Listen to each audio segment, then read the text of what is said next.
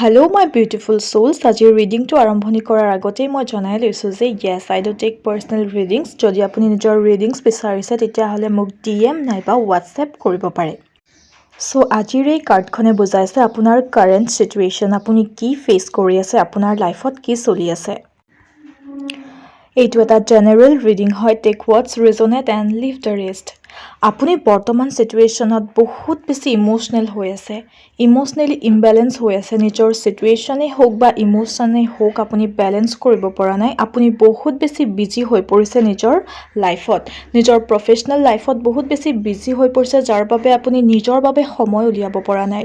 নিজৰ বিজি স্কেডিউলৰ বাবে আপুনি নিজৰ বাবে সময় উলিয়াব পৰা নাই আৰু তাৰ বাবে আপুনি বহুত ষ্ট্ৰেছ লৈ আছে।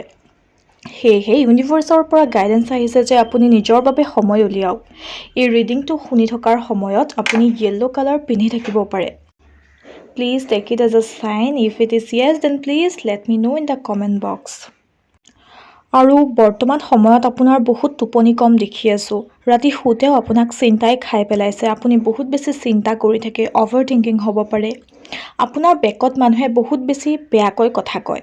সেয়া আপোনাৰ আপোন মানুহ হয়, আপোনাৰ ফ্ৰেণ্ডছ হ'ব পাৰে, ফেমিলি হ'ব পাৰে। চ' ইউনিভাৰ্ছৰ পৰা গাইডেঞ্চ আহিছে আপুনি নিজৰ ভাল লগা কাম কৰক, নিজৰ বাবে সময় উলিয়াওক।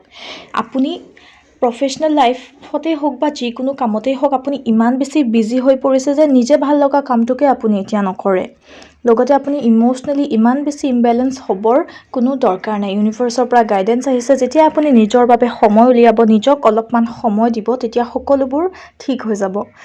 যদি আপোনাৰ লগত মিলিছে তেতিয়াহ'লে কমেণ্ট বক্সত নিশ্চয় জনাব। Thank U.